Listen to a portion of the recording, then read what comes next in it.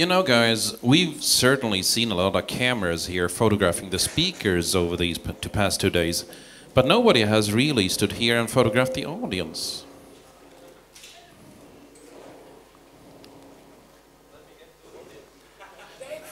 You're too close. If you could all back up like 20 meters or so. Beautiful. No, really, I'm stalling, really. Like, I know why I'm here. I know what I have to say. And at the end of the day, hi, I'm Rick, and wow, this was more difficult for me than I expected, really. I'm just going to say it, aren't I? Hi, I'm Rick. I'm a politician.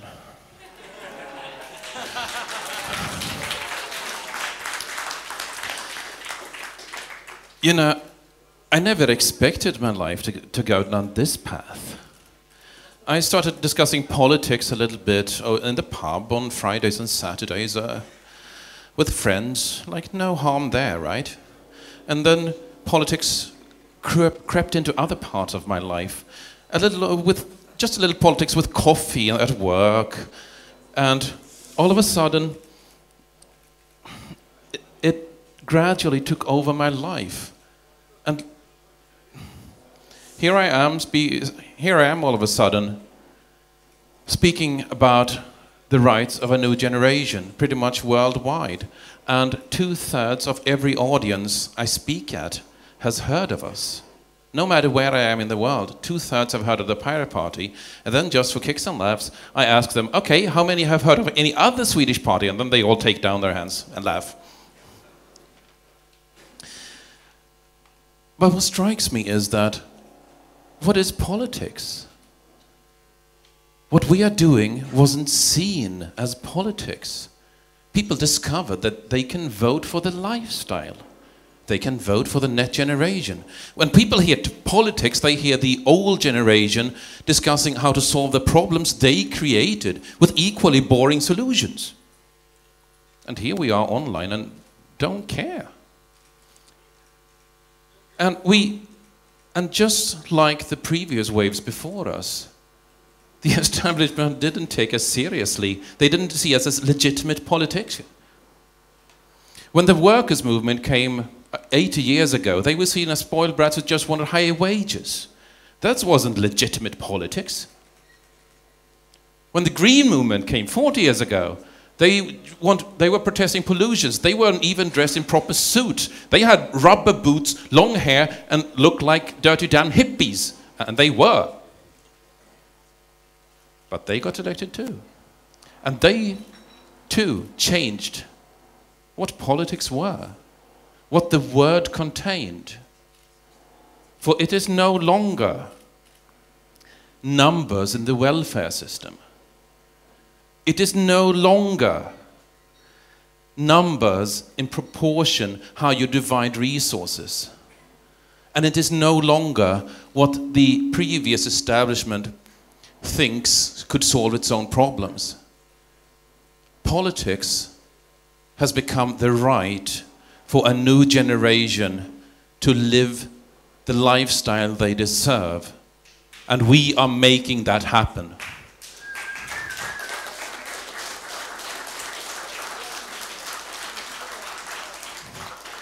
But we're learning. We're learning by trial and error. We are pioneers in the word's truest sense. We're learning by trial and error. But we're also learning faster than any generation before us, because we communicate faster, more efficiently, and on a larger scale than any generation before us. This meeting, a lot of people met each other, made contacts, and helped the pirate movement as a whole learn. Lots of mails, tweets will be made in the coming months saying just, hey, look what we did. This was a great success. Yeah, and that's how we learn. That's how we learn as a movement. That's how we learn as an organization. There was a professor that gave a lecture to his students once, and this is kind of a famous quote. He brought in an empty bucket and filled it with large rocks and asked the class, "Is the bucket full now?" And the class said, "Yes, of course." So he took out a bag of marbles, poured them in, and asked, "Is the bucket full now?" The class said, "Yes." Again, "Yes, of course." So the professor took out a bag of sand, poured it in, and again the sand made its way down through the rocks and marbles up to the brim of the bucket, and he asked the class again, "Is the bucket full now?" Somebody was wise enough to say, "Well, probably not." So as a last show, this professor took out a jug of water, filled the bucket up to its brim, and asked the class, "What's the lesson here?" Some wise guy said, "You can always do more." And the professor said immediately, "Wrong. That's the exact opposite of this lesson. The lesson here is that you only have so much capacity to work, to change the world, to be the change you want to see in the world. And if you want the big rocks to happen, you need to put them in first." And that applies on a personal level, and it applies to us as an organization. Last year, I spoke about where we come from, how the previous waves of activists that predating us, and how we carry on their legacy. This year, I'm going to look a little bit ahead and see what are the challenges before us as we start polling at unprecedented numbers in European countries. We see that I think there are two things we need to learn at this point. If we look at the movements before us, we see that they started out as protest movements. The workers' movement was protesting exploitation of workers. They went from there to having a fairly narrow political alternative to the exploitation. And again, went from this narrow platform to formulating a deeper ideology. Solidarity, from which they could formulate policies across the entire spectrum of society. The Green Movement, same thing there. They protested pollution and formulated an alternative to pollution, which was essentially no pollution. And then went on from there to have a deeper ideology. Sustainability, which would radiate policies across all society. And if it's one thing I've learned so far, it is that we are following in the footsteps of the previous movements before us. And I think the next logical step for us is to take the narrow platforms that most of us have and understand where we're coming from. For when I speak with pirates all over the world, I can go into minute details on non-traditional pirate policy, and I find that we're all in agreement here. We already know what we think. So there is a gut feeling that we are sharing some very important values. And one of the key things for this movement to move on is, I think, to understand what those values are. I've been trying to word it in many times for media when they ask, what is the core of the Pirate Party? I've been saying things like, what we're demanding isn't rocket science. We are demanding that the civil liberties that our parents enjoyed in their offline lifestyle carries over to our children in their online lifestyle. That's neither rocket science nor unreasonable. I've been saying that our goal is to change global legislation to facilitate the emerging information economy. But it might be something more straightforward, something more heartfelt than that.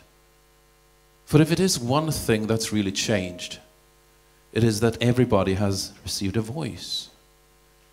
It is no longer possible to claim that these are the problems in society and do so from a position of authority and just expect everybody to accept it. The net has made it so that a 9-year-old schoolgirl in Paraguay who just got her first laptop under the One Laptop per Child program, has a strength of voice that is exactly as strong as mine, a middle-aged white male in the rich parts of Europe. And I think that's absolutely fantastic. I think that's some...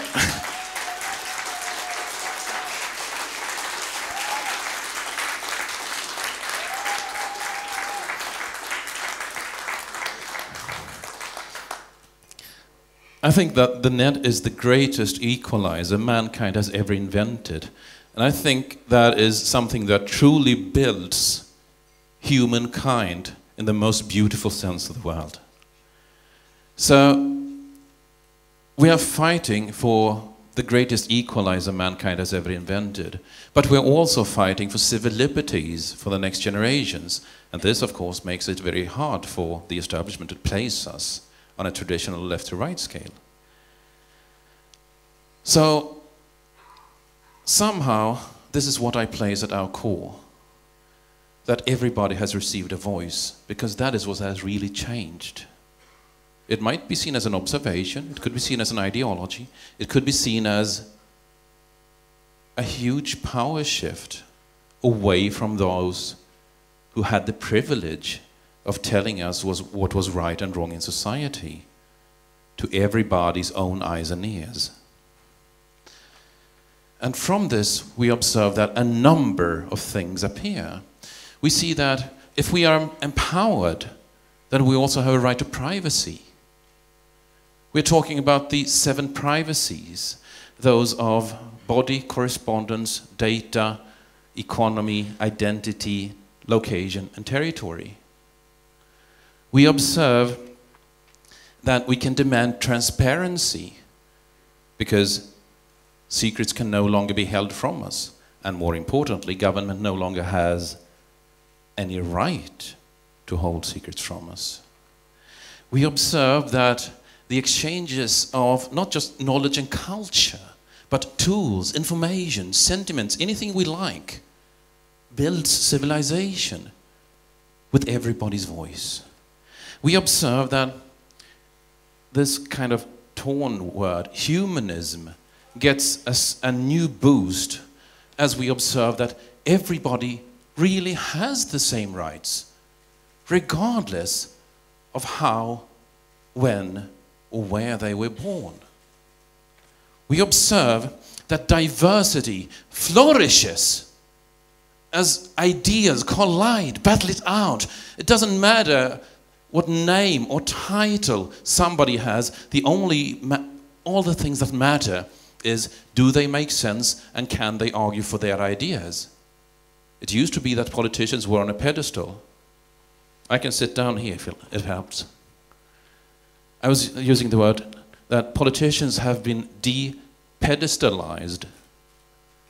I think that's fundamentally a very good development. And we are helping to bring politics not just closer to the people, but closer to the connected lifestyle. We're looking at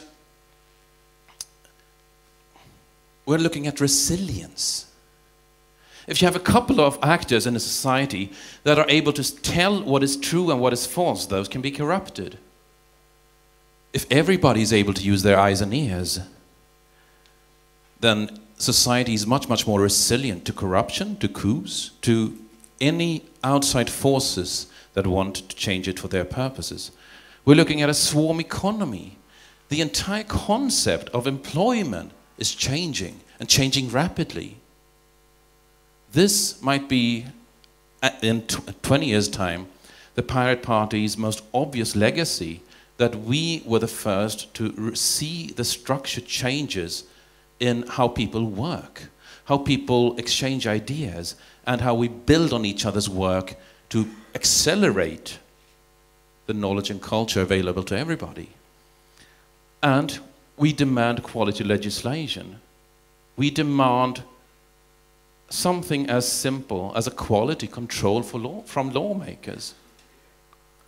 That shouldn't be rocket science.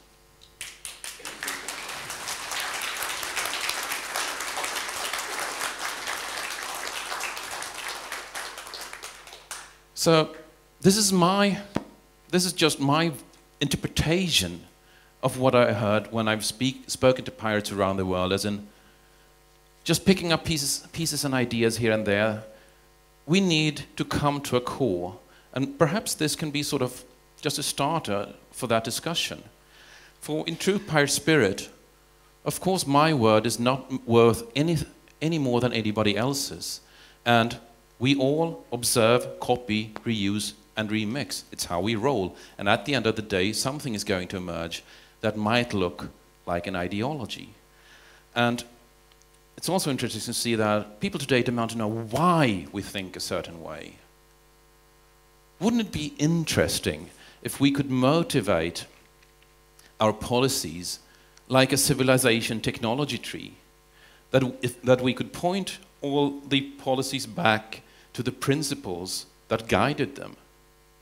We could do that. We could easily see, yeah, we are thinking this on energy. That comes from this and this and this principle, which in turn comes from the principle of resilience and diversity. And that's one thing. We need to come down to an ideology. We've come a long way there. We know that the German Piratenpartei has come a long way in broadening their scope, and I think we need to continue that work. Not just in Germany, not just in a national party, but as a movement. The second thing we need to learn is that we know now how we can get elected. We have 3 successful elections to copy from. To observe, copy, reuse, remix. We have those examples. The next challenge, and we don't know how to do this, is how to get re-elected. Because that's an entirely different ballgame than getting elected in the first place. When we are getting elected, we're getting elected from the position of underdogs, from the position of wanting to shake up parliaments a little bit, from a position of hope, frankly, from the connected generation. So, once you're in parliament, how do you get re-elected? I don't know. But we'll have to learn that. And I'm confident that we will learn that. But like with the rocks in the bucket, we must be aware that this is something we need to learn, and we need to make room for learning it. In 2011, I said that we've certainly come a long way. I confided in some people that, you know, I think long term, we might have a potential of maybe 15%, maybe even 20%. If they had said to me then that, yeah, you're right, that'll happen in about a year. I mean, I thought I was being provocative when I said that we might reach 15%. I would not have expected this to happen in a year. And that's something I think is consistent. It's been consistent throughout the pirate movement, that we are changing the world at a much, much more accelerated pace than I had ever dreamed possible. When we started this crazy project in Sweden way back when, we had a plan to change Sweden, Europe, and the world in that order. And when we said this to journalists, they sort of backed off and said, "Say again?" But I mean, it was easy, right? We had this 5-step plan. We were going to found a strong organization, including a youth wing. We were going to win the European elections, use that as a credibility boost to get into national parliaments. Then, with the resources from national parliaments, we were going to help a couple of key pirate parties across Europe get into their national parliaments.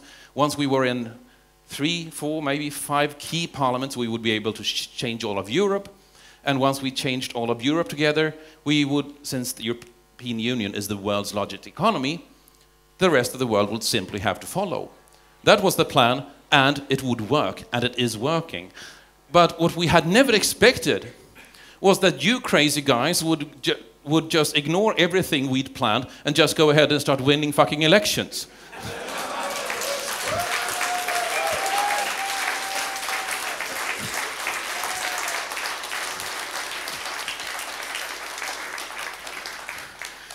So, I think we can see this as sort of a bike race here.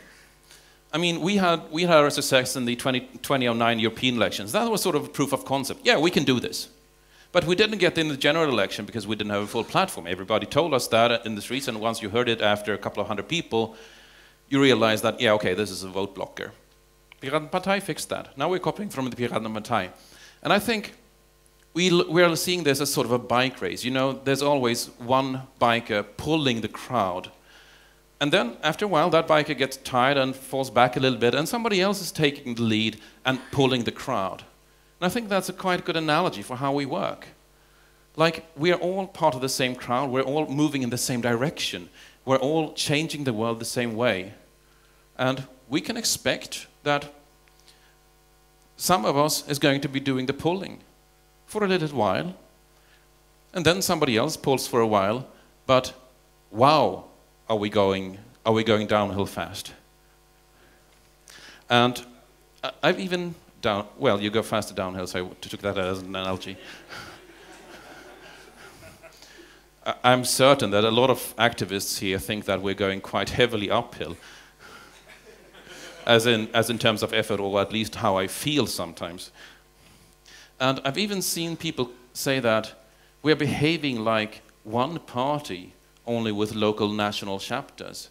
And that might not be such a bad analogy after all, because we really are one movement. We are changing the world together in ways that no generation has done before us. Just look around you. How many friends did you make today in various countries?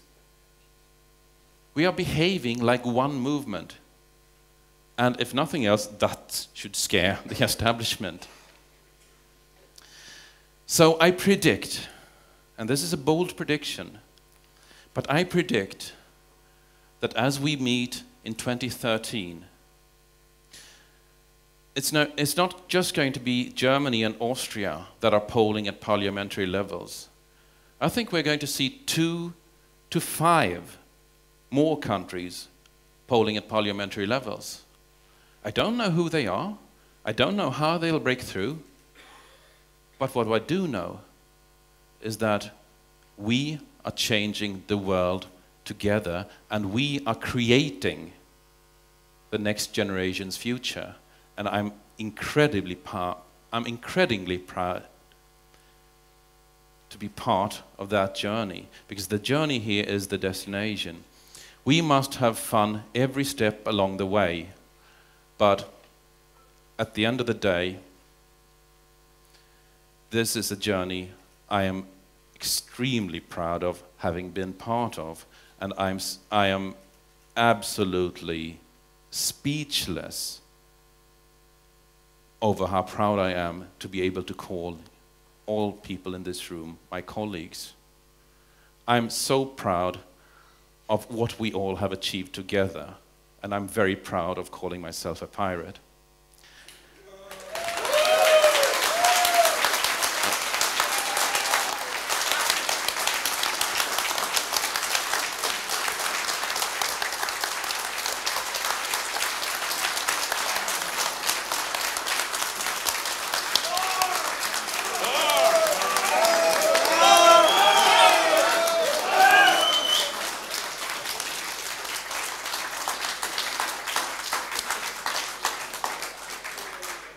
Thank you, friends. Thank you, colleagues. Safe travels. See you 2013.